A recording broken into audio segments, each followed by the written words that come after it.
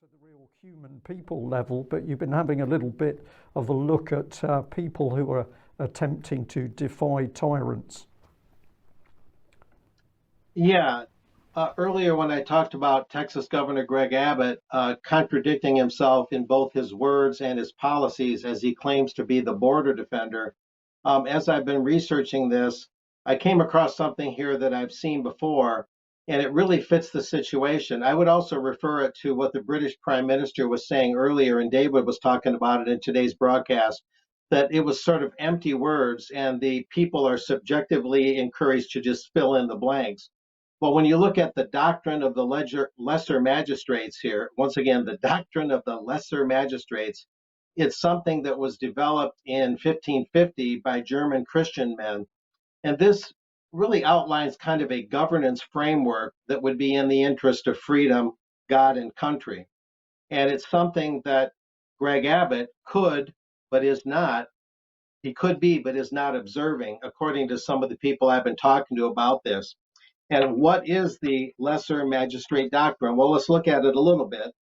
This is very interesting. The lesser magistrate doctrine teaches that when the superior or higher ranking civil authority makes unjust, immoral law, policy, or court opinion, and it could be President Biden in this case, especially about the border, the lower or lesser ranking civil authority has both the God-given right and the duty, emphasis, to refuse obedience to that superior authority and, if necessary, actively resist the superior authority. Interesting. Moving on. The doctrine was first formalized by Christian men in Magdeburg, Germany in 1550. The lesser magistrate doctrine is rooted in the historic Christian doctrine of interposition. Interposition is where one steps into the gap, placing themselves in between the oppressor and his intended victim or victims. Interposition can take place verbally or physically. Some Christian activists use interposition to protest at abortion clinics, for example. The law of God is the objective standard. Get that, Mr. Ritchie there in the PM at 10 Downing Street, listen closely. The law of God is the objective standard to which all men and all governments of men are accountable. If civil authorities make law, policy, or court opinion that is contrary to God's law, the lesser magistrates are to interpose and stop the evil. Let those words sink in. Stop the evil can also be translated to mean solve the problem. Moving on a little bit, it also brings the people themselves into it.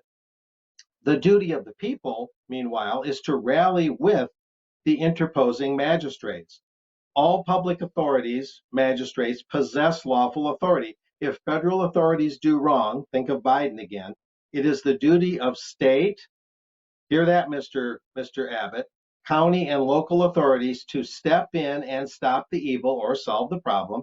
If state authorities do wrong, listen again, Greg Abbott, it is the duty of county and local officials to step in and solve the problem or stop the evil.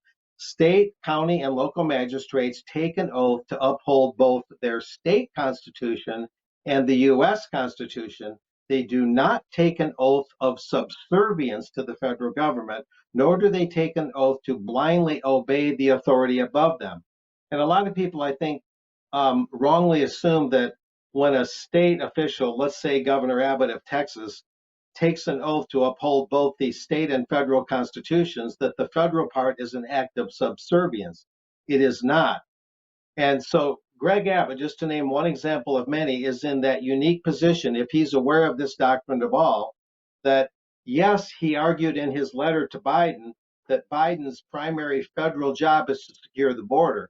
But what Texas Governor Abbott seems to be missing, and this is a point brought out by many of his critics with whom I've been speaking, what he seems to be missing is that when President Biden fails and refuses to secure that border, it is the duty of governors like Abbott to step in, to interpose, and secure that border.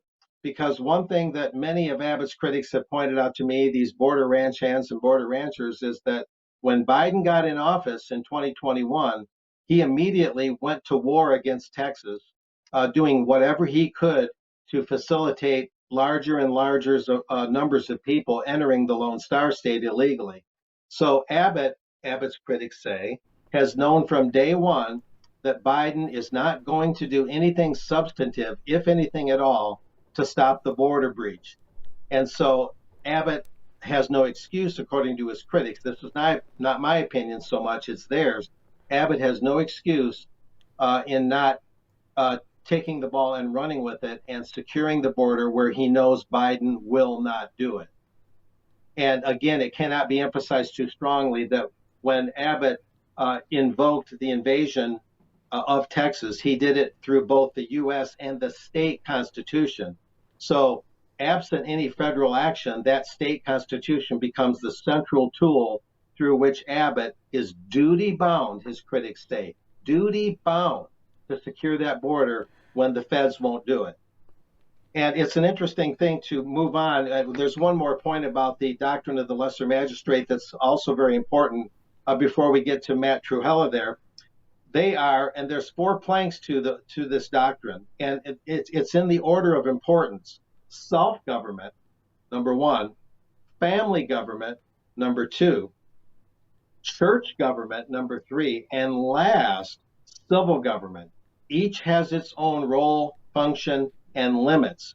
So government is supposed to come from the bottom up, the self, the family, the church, from the bottom up to the civil government, not the other way around.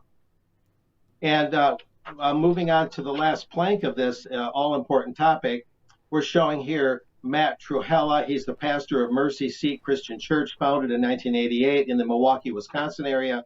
And he's the founder of Missionaries to the Preborn. He's actually been arrested interposing against abortuaries.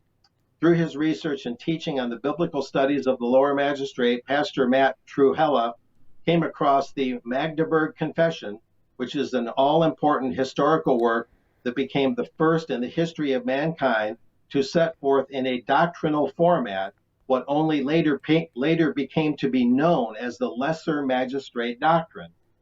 Pastor Trewhella and his wife Clara live in Milwaukee. They have 11 children. So that's one of the main guys that's using and building his work on this doctrine and spreading the word about it. And it's been around a long time, and it provides that foundational infrastructure of how government, in the context of this doctrine, how it's supposed to operate from the ground up, not the top down, as I mentioned. So it adds a very interesting backdrop to the border issue and many other issues that I'm sure we could think of that would apply to this. So that's what I got, guys. Yeah, Mark, thank you very much for that. It's very interesting. Lots of things going through my head as you're talking, but the key point coming out is that we're all responsible. We cannot do nothing. It's ridiculous if we're sitting commenting but not doing something to actually stop what is happening. That's beholden on all of us, and any official in however lowly a position is also beholden to do something. And I think this takes us back to the fact in UK, the lowest authority you're likely to come in contact with is your parish council. Many people laugh at the parish councils, but actually if the parish council is motivated, they can actually move mountains. So maybe you're giving us a very good prompt to get back to the fact that each and every one of us has got to look at themselves and what we are doing, what we can do in our official positions in order to stop what you're describing as evil, which it certainly is. David, I don't know whether you've got anything just to add on that. Well, it's a fascinating topic area. It's an area that I'm currently looking into, working on an article for the UK column on just this ground. I think we should come back to this in much longer format and discuss it in depth, because the ability to stand up against tyranny is dependent upon having the intellectual ground on which to stand, and that's exactly what we're talking about here.